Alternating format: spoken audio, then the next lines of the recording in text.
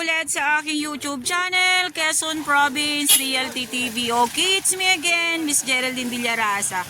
Okay po, andito pa rin po ako sa bayan po ng GRS, Ragay, Camarines Sur. Meron pa rin po akong i-vlog na isang property.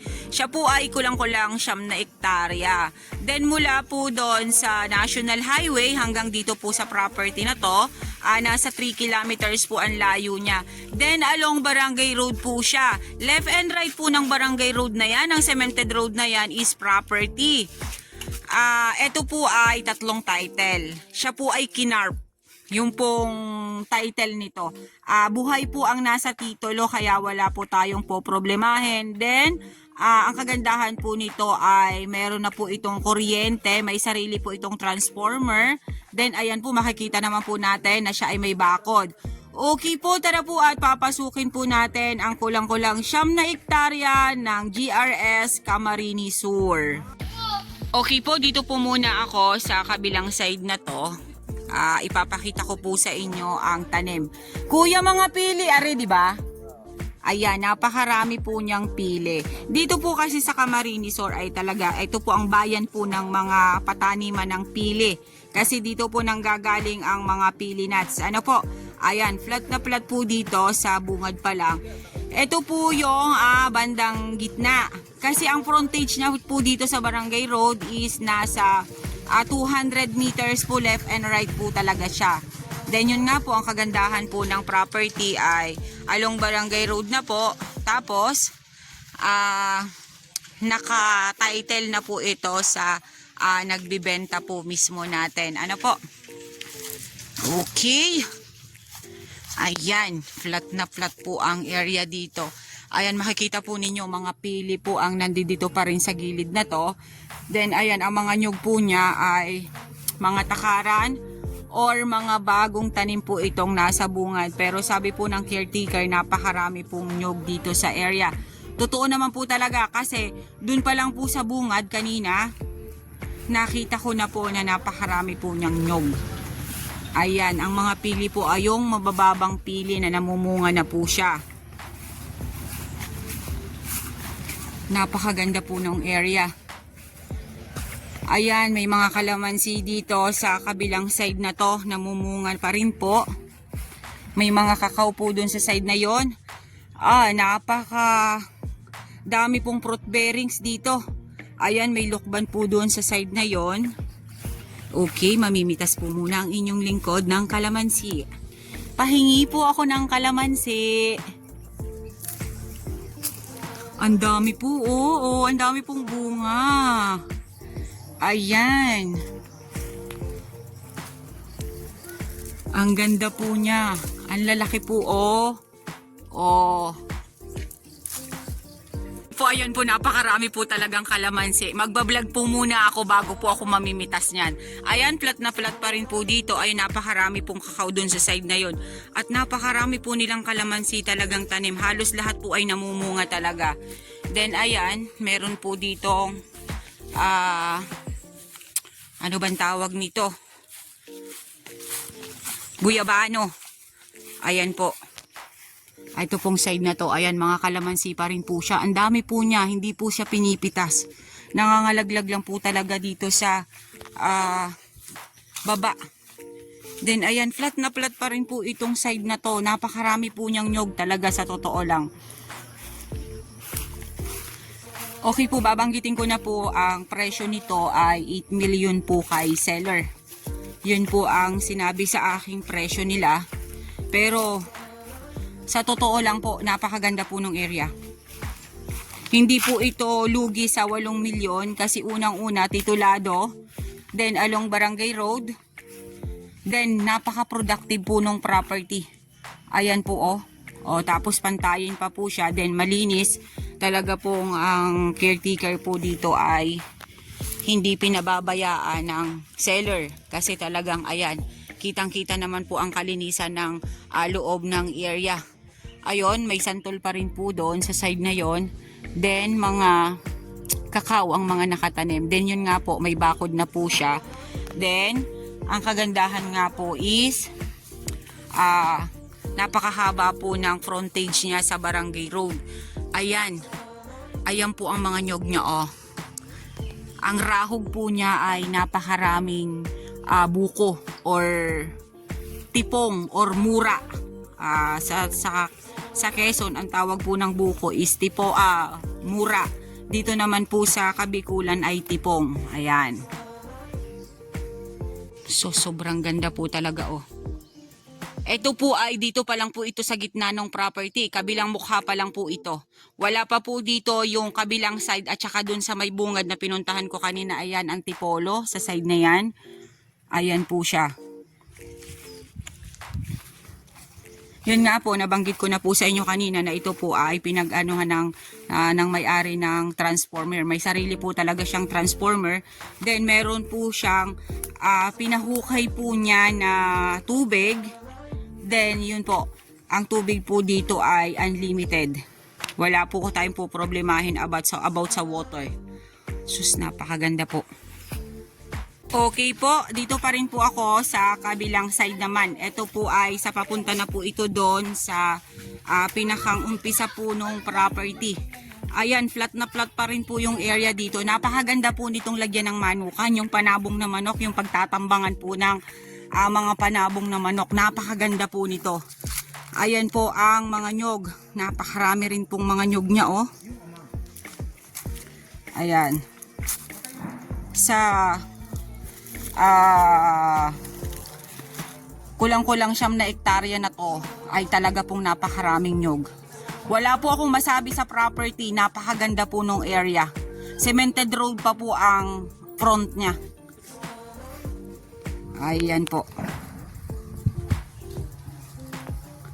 Ito po yung hindi nakakasawang tingnan or panoorin yung ganitong mga view. Ito naman po yung kabilang side naman po ng Barangay Road. Ayan, mga maliliit pa rin po yung iba dito. Napakarami po ng nyog niya. Talagang dasik po yung nyog niya. Sa amin po kasi sa Tagkawayan or sa Lopez, ang 1 hektarya po ng property na may mga nyugan, pinakang dasik po niya ay 250 kapuno. Kaya ito pong property na to, libo po ang puno ng nyug dito. Ayan, kitang-kita naman po ang ebidensya talaga na napakarami po niyang nyog. At halos po ay matataba yung puno niya. Hindi po katulad ng iba na mga dikit-dikit na maliliit na po yung puno ng nyug. Ito po hindi. Ang ganda po ng pagkakanyug niya pa rin at ang pamumunga. Ang rahog nga po ay napakarami. Then ayan, may mga panulib na rin po si kuyang inilagay. Kasi once po na itong mga matataas na yan ay hindi na mamunga, may kasunod na po ulit siya. Yan po ang tinatawag na panulib.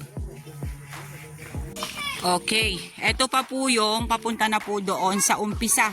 Nilalakad ko po ay Barangay Road. Then ayan po yung property sa kabilang side na to. Ayan. Halos po ay pantayin po ang area. Wala po akong nakikitang yung talagang katulad po nung iba na malalaking area na may mga pabundok. Ito po ay wala po. Ayan, meron po ditong malaking puno ng Indian mango. Then, mangga po itong kalabaw. Okay, manggang kalabaw po. Sorry po sa Indian mango. Manggang kalabaw po sabi ni caretaker. Then, ayon sa kabilang yon ay is Antipolo. Sus naman kuya, napakasipag nyo kuyang magtanim, no? Ayan, Antipolo pa rin po. Then yan po, ito pong side na to na may bako. Diyan po yung kaninang pinasadahan ko na sa loob. Yan, makikita naman po natin dun sa loob kanina na meron po talagang poste ng kuryente at nandun po ang transformer. Ayan, ang laki pala ng puno ng mangga. Asa na kaya yung mga tirador sa bayabas? May mga bayabas pa rin. Ang aking pong mga kasama ay habang ako'y nagbablog ay sila yung mga nangunguha ng kalamansi. Okay po, ayan pa rin po. Ito pa rin po yung kabilang side pa rin po nung Barangay Road. Ano po? Ayan. Ayan, napakarami rin po niyang nyog dito sa side na to. Eh, may mga panulib pa rin po si kuya na nakatanim din oh. Kung sa salitang Bicol po, sasabihon, magayunon ini yung property na to. Ayan. Ang ganda-ganda po niya talaga. Ako po ay nagsasabi, pagka pangit po ang area, sinasabi ko po sa vlog ko, pangit. Etong side na to, pangit. Pero ito po talaga, masasabi ko sa inyo, perfect na perfect tong property na to. Hindi po siya mabundok. Katamtaman lang po siya, may source of water po siya. Nandun po sa bungad kanina, nung pasok namin dito, may nakita po akong sapa. Then yun, nagpatusok nga po si seller dito sa loob ng property para dun sa source of water ng kanyang mga tauhan dito pagka nagkokopras at naglilinis ng area niya. Ito pa rin po yung dito sa kabilang side. Ayan. Pupuntahan po natin yung medyo burubundok na yun lang po yung medyo nagbuumbok dito sa property. Ayan pa rin po ang nyugan dito sa kabilang side oh. Ayan, nag-islant lang po siya ng konti dyan. Ayan, kumbaga po sa Bicol ay bumukdo lang po yung lupa.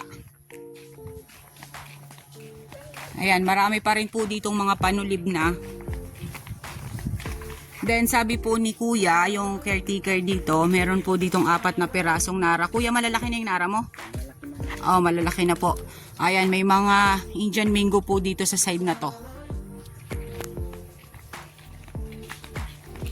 Pa talagang pinabaybuer na ng boss mo, no?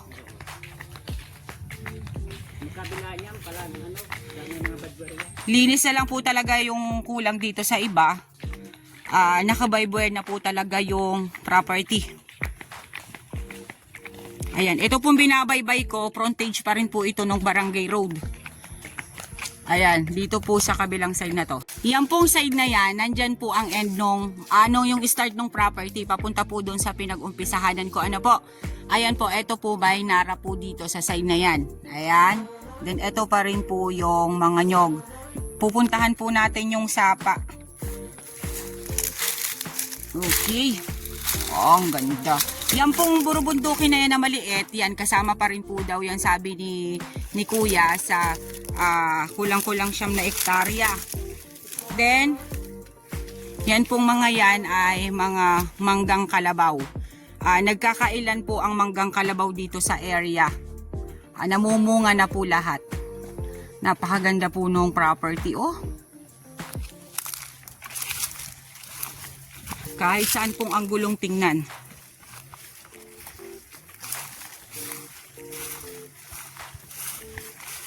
Libong nyug to kuya. Oh.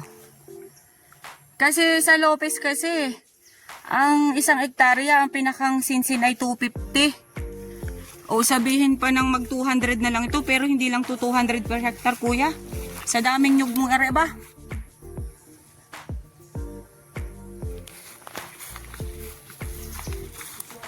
Puntahan po natin yung sapa. Ano po? Dito po kasi sa Camarines Sur, magaganda po dito ang source ng water.